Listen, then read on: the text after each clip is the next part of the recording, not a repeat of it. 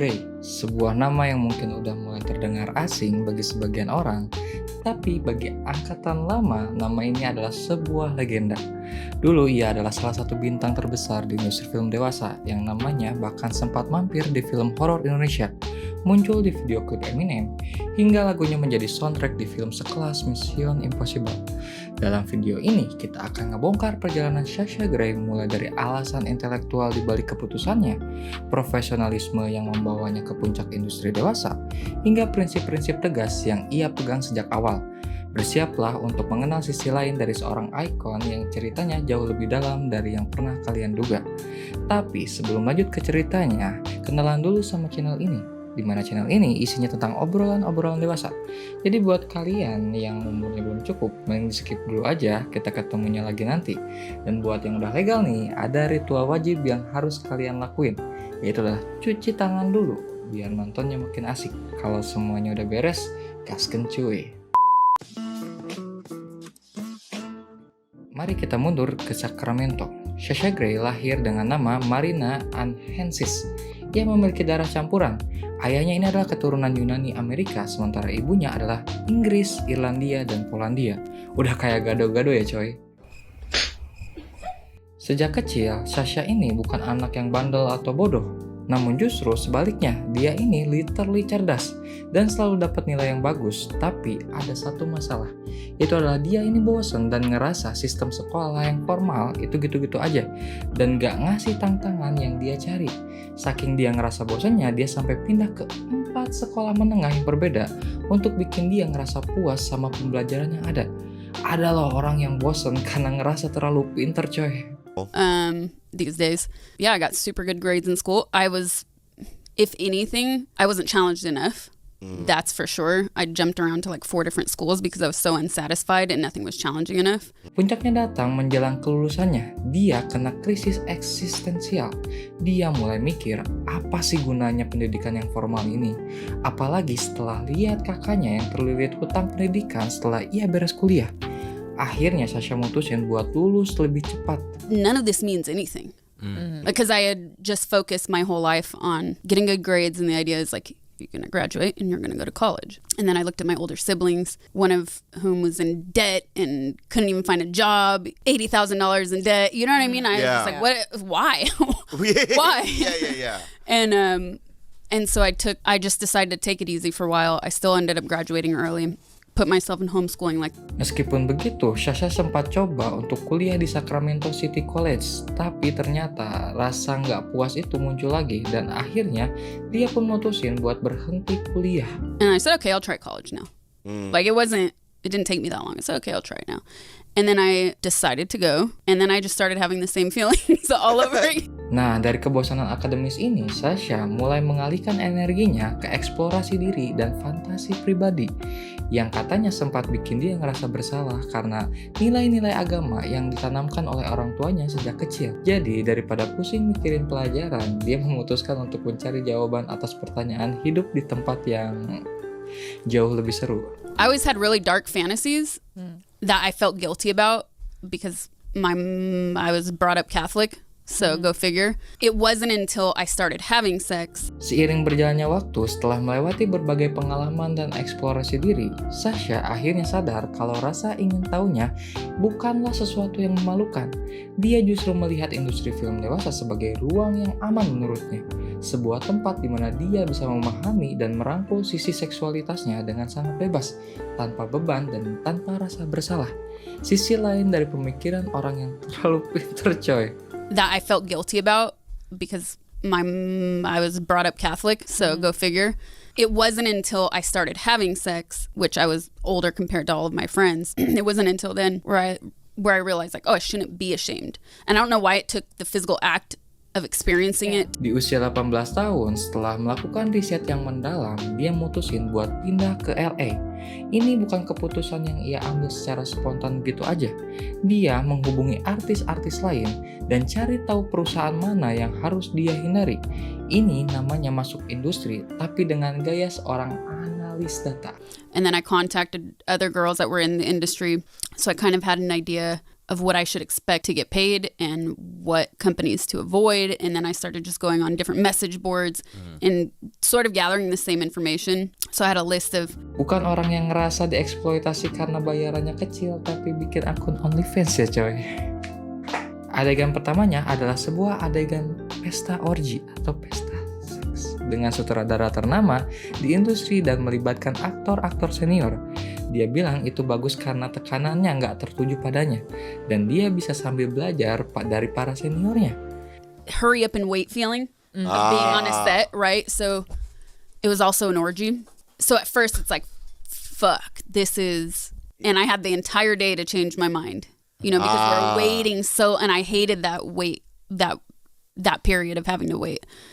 And at first it felt that would be the most intimidating kind of scene to do, especially for your first scene.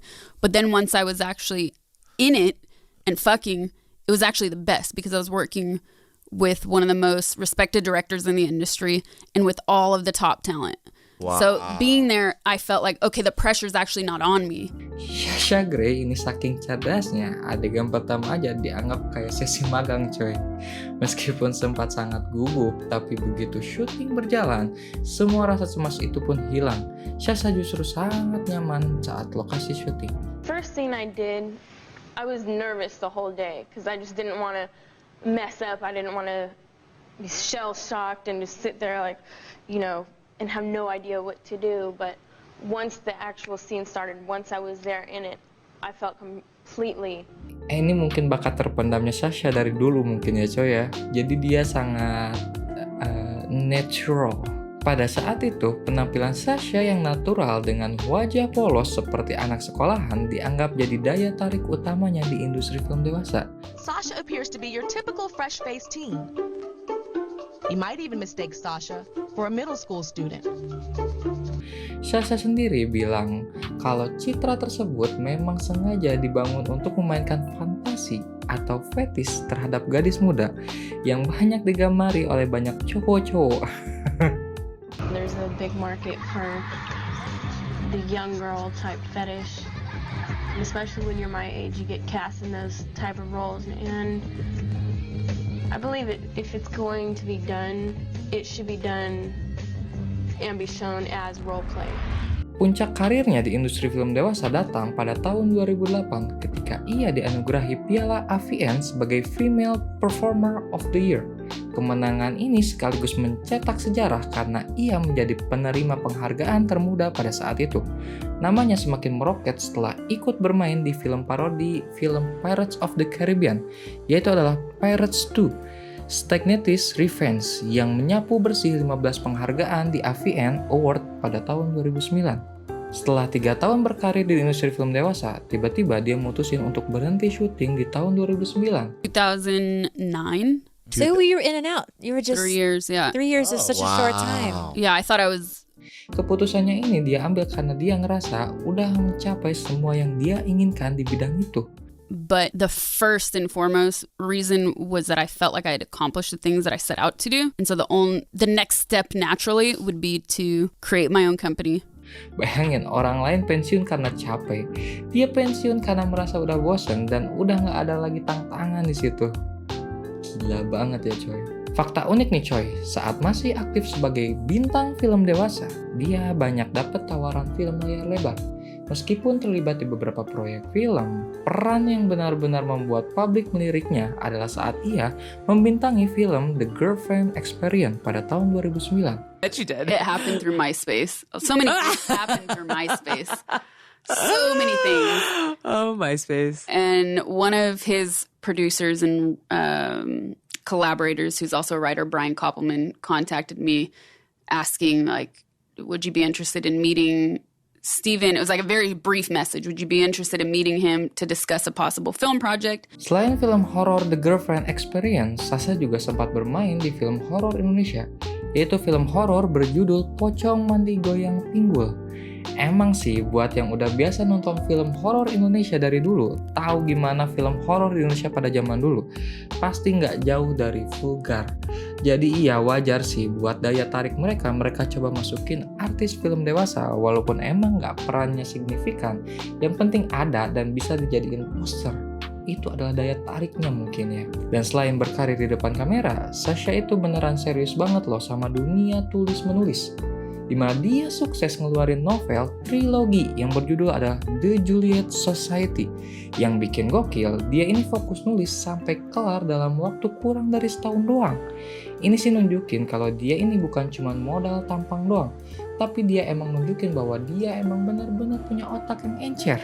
Salut banget ya coy. I would say like my first novel for sure, because I've been writing since I was a kid. And I tried selling different screenplays. I broke down so many doors, but like nothing ever got made. I was always at that point, but nothing ever was made. And that opportunity came to me, and it was incredibly successful. And being able to tour with that, I mean, I've traveled after that DJing, but like touring with a book is just a completely different experience. You connect with people in a different way because it's not. And traveling the world and meeting people from all sorts of different backgrounds and different ages. Dia nggak ngebuat pengumuman besar saat berhenti dari industri film dewasa. Baru beberapa tahun kemudian setelah dia membuat pernyataan resmi karena jurnalis yang mendesak dia untuk jadi juru bicara terhadap industri film dewasa. Namun ia sudah tidak menggeluti itu dan dia akhirnya meninggalkan industri itu tanpa menyesali keputusannya karena memberinya pelajaran yang sangat berharga menurutnya. Do you have any regrets about being in the adult industry? If you could go back, is there anything you would change? I guess, like, here's the thing. I wasn't doing it for the money. I did enough research before getting into it that I knew, okay, I'm going to make pretty good money compared to other people my age without a college education. Like, I knew that going into it. But it wasn't like everything was a bartering factor for me when I was doing scenes. And so it's like, again, going back to like goals, plans, ideas, why I came into the industry in the first place, it would all mean nothing if I started to say, well, I'm going to charge more for this, or I'm going to charge more for that. Of course, eventually I did, because then my worth grew and then I was able to, and that's a different story. But yeah, overall, I would say like in the industry, no. Yeah. Like, do I like the way certain things played out? No. But I can't control that. You can't control everything. Right. Sasha selain jago acting dan nulis, ternyata dia juga punya jiwa seni yang mengalir di dalam musik. Sasha menjadi DJ internasional dan yang paling gila lagi, lagu yang ia tulis bersama Death in Vegas, Consequence of Love, masuk ke soundtrack film Mission Impossible Fallout. Oh iya, yang gak kalah epic lagi, dia pernah jadi model di video klip Spacebound punya Eminem. Dia beradegan langsung dengan Eminemnya langsung. Gue sih makin yakin ya, Sasha ini emang paket yang komplit, seniman sejati yang gak takut eksplorasi. Emang sih kalau jiwa seni dan kepintaran disatuin emang paling GG ya coy. Gak ada obatnya, PAP, pol anjing, pol pokoknya mah. I wrote a song with Death in Vegas called Consequences of Love, and it was about my dad who had passed. And that got into the Mission Impossible Fallout movie. And that's next level. Pada tahun 2019, dia menemukan rumah barunya, yaitu adalah Twitch. Dia mulai streaming sebagai gamer untuk mengurangi jadwal DJ keliling dunianya. Dia aktif banget di sana karena ia merasa Twitch ini memberinya kesempatan untuk berinteraksi langsung dengan para penggemarnya dengan cara yang lebih jujur dan apa adanya. A lot of Twitch streaming. Yeah. That's like a big part of your presence online. What has that been like for you? And were you a game player before that? Oh, definitely. Yeah. Okay.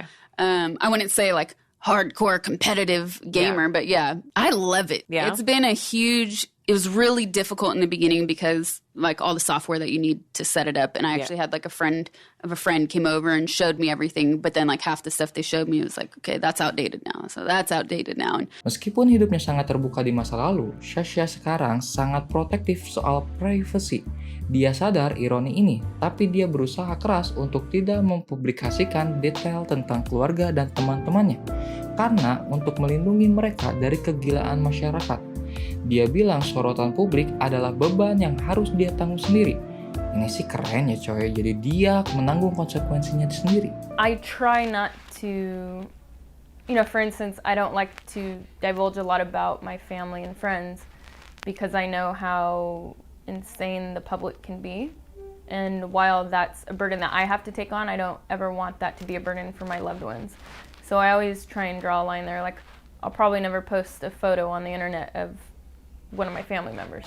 Dan hingga kini, dia tidak pernah marah ataupun terganggu saat membahas tentang masa lalunya. Dia malah aktif memperjuangkan tujuannya untuk mengubah persepsi masyarakat tentang seksualitas terhadap perempuan, tapi dari luar industri film dewasa. Drives me crazy. There's actually a big part of me that I'm trying to actively find a way to take the things that I was passionate about and that I wanted to change within society's perceptions of female sexuality. Like, how can I continue that goal while not being in porn? Nasihat terpentingnya adalah selalu percaya kata hati sendiri dan selalu berani menantang sistem yang sudah ada. Itulah Sasha Grey, dari seorang bintang film dewasa pemenang penghargaan, penulis novel trilogi, musisi yang lagunya bisa masuk ke film Mission Impossible, hingga menjadi streamer populer di Twitch. Perjalanan Sasha Grey adalah contoh nyata tentang bagaimana seseorang bisa terus berubah dan mendefinisikan ulang dirinya sendiri. Satu hal yang selalu Sasha tegaskan adalah ia sama sekali tidak punya penyesalan. Baginya, masa lalu bukanlah sesuatu yang harus dihapus, melainkan fondasi yang memberinya banyak pelajaran hidup yang berharga. Gimana nih menurut kalian?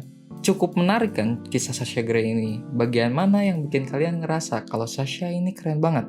Coba tulis di kolom komentar, kita diskusiin ya coy. Buat kalian yang suka konten-konten kayak gini, jangan lupa buat like, comment, and share ke teman-teman kalian. Subscribe juga jangan lupa ya coy. Kalau udah semuanya, salam Ceroters.